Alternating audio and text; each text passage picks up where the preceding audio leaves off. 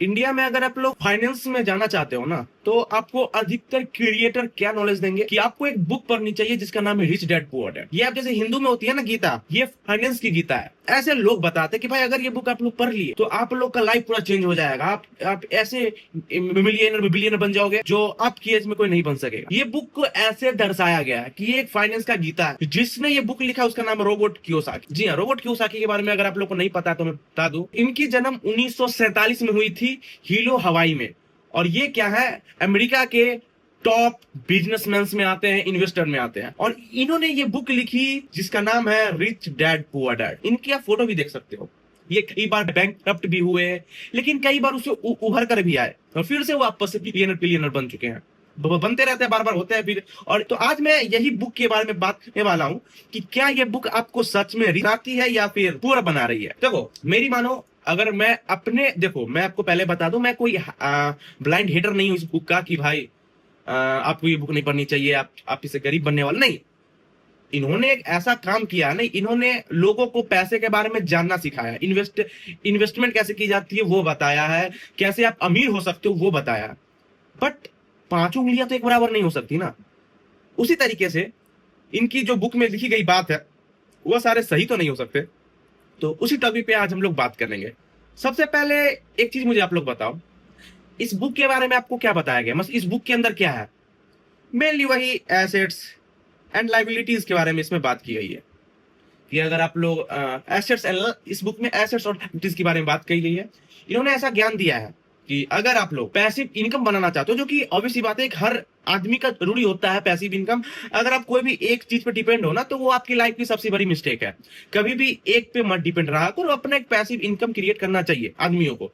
लेकिन इन्होंने जो तरीका बताया है वो कई लोग इंडिया में फॉलो करते हैं। मुझे एक बात बताओ, अगर मैं तुम्हें मैप दूं अमेरिका का, ठीक है, और आपको बोलूं और ये मैप को आपको इंडिया में फॉलो करना है, तो क्या आप सही रास्ते पे चल पाओगे? ऑब्वियसली बात है, नहीं चल पाओगे। उसी तरीके से इन्होंने जो एसेट्स लायबिलिटीज की बात की है वो इंडिया में वो तो पॉसिबल नहीं है।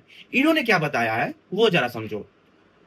अमेरिका में क्या है पहले ये समझ लो। इन्होंने ऐसा बताया कि आप क्या करो, कोई प्रॉपर्टी में इन्वेस्ट कर दो लोन लेके, ठीक है, लोन लेके इन्वेस्ट करो और उसे एज अ रेंटल यील्ड बता दो, तो आपको उसे पैसिव इनकम आना स्टार्ट हो जाएगी।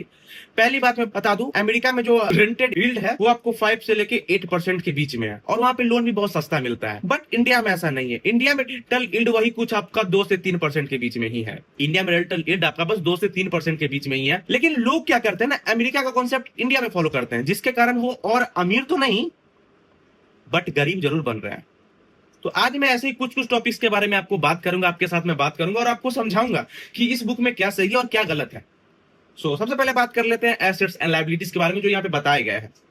तो अमेरिका में जैसा कि मैंने आपको बताया, रेंटल यील्ड 5 से लेके 8% के बीच में, और वहां लोन भी बहुत सस्ता मिलता है। बट इंडिया में ऐसा नहीं है। सपोज करो आपने इंडिया में कुछ 1 करोड़ की प्रॉपर्टी ली, आपने उसका 10 से 20 लाख रुपए क्या कर दिया, डाउन पेमेंट कर दिया, ठीक है, 10 लाख रुपए ये दे दिए, डाउन पेमेंट दिया आपने, और आपका 90 लाख रुपए का लोन हो गया। 90 लाख रुपए का लोन हो गया, तो आपका ईएमआई जो बैठेगा, अगर आपका इंटरेस्ट कम से कम भी मान ले तो 8.5% तो आपको लगेगी।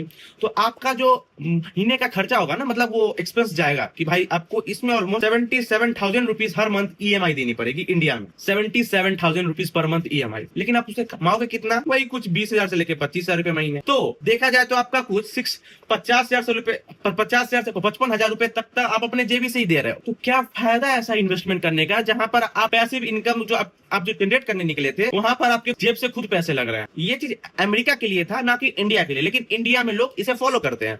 ये एक सबसे बड़ा पॉइंट था, मुझे इस बुक में अच्छा नहीं लगा, तो मैंने सोचा आप लोग को बताऊं। सेकंड जो यहाँ पे लोग गलती करते हैं, ये क्या समझते हैं कि अगर मैं लोन ले लूं, ठीक है, लोन ले लूं और उसे मैं इन्वेस्ट कर दूं, और जो लोन का ईएमआई होगा ना वो मैं अपने सैलरी से पे कर दूंगा। तो इन्वेस्टमेंट तो ऑलमोस्ट 12 से 18% के सीएजीआर के हिसाब से ग्रो करेगा, और जो हमारा ईएमआई रहेगा वो मैं अपने जेबी से दे दूंगा, जो कि मैं जॉब करके कमाता हूँ। भाई ये कॉन्सेप्ट ना बस मिलियनर और बिलियनर ही फॉलो करें ना तो चलेगा, आप फॉलो करोगे तो नहीं चलेगा। क्यों वो मैं बता दूं। इन लोगों के पास मल्टीपल सोर्सेस होते हैं इनकम के, बट आपके पास सिर्फ एक सोर्स है। सपोज करो खुदा ना खासा आपका ये सोर्स बंद हो गया, तो आप बोलोगे मैं यहाँ जो मैं इन्वेस्टमेंट क्या रहूंगा वो मैं उठा के दे दूंगा। सपोज करो आपको पहले ही में आपका जॉब से आपको निकाल दिया गया, आपको जॉब नहीं मिल रहा, या आपका बिजनेस फ्लॉप कर गया, तो तब आप क्या करोगे? तब तो आपके पास कोई ऑप्शन ही नहीं रहेगी भाई, तब तो आप और ज्यादा कर्ज में डूबते चले जाओगे। तो ये सब चीज हो ना, जो मतलब लोन लेके इन्वेस्ट कर दूंगा, जो बचा उसे मैं अपने जेब से ईएमआई दे दूंगा, ये सब चीज उन लोगों के लिए जो जो लोगों के पास बहुत बहुत पैसा है और लोगों का पहले से इन्वेस्टमेंट है, तो वो लोग ऐसा करेंगे तो चलेगा। बट अगर आप लोग ये चीज करोगे, जब ट्रिपल सोर्सेस ऑफ इनकम नहीं है, तब तक ये कॉन्सेप्ट प्लीज आप फॉलो मत करो। पैसिव इनकम क्रिएट करो सबसे पहले, और पैसिव इनकम क्रिएट होने के बाद उतना ही का आप लोन ले सकते हो कि भाई नहीं, अगर ये देखो आपका अगर पैसिव इनकम क्रिएट कर लिया तो आपके पास दो इनकम सोर्सेस हो जाएंगे। पहला जो आप पहले जो अपना जो काम कर रहे हो वो, और सेकंड आपका रहेगा पैसिव इनकम। तो इससे अगर आप लोन की ईएमआई दोगे ना, तो कई हद तक आप स्टेबल में चलोगे। बट अगर आप एक ही पे डिपेंड हो, उसी से लोन भी दे रहे हो, अपना भी खर्चा निकाल रहे हो, सारे कुछ अगर आप उसी से करोगे तो भाई आप बहुत बुरे फंस जाओगे। तो फाइनेंस में ना कभी भी इतना आसान फाइनेंस नहीं है जितना आप लोग सोचते हो कि जो आ गया इधर से लोन लेके इधर इन्वेस्ट कर देंगे, म्यूचुअल फंड में पैसा डाल देंगे, अमीर बन जाएंगे। भाई जो गरीब बन जाओगे तुम। तो ये 2-3 पॉइंट्स हैं जो मुझे खराब लगे। बाकी अगर आपको ऐसे ही अपडेट्स रहना तो आप मुझे फॉलो कर सकते हो। बाकी इन्वेस्टमेंट करते रहो, अपने आप को राजा बनाते रहो। जय हिंद जय भारत। अगर आपको म्यूचुअल फंड में इन्वेस्टमेंट करना तो नीचे दिए गए नंबर पे आप मुझे कॉन्टैक्ट कर सकते हो। बाकी जय हिंद जय भारत।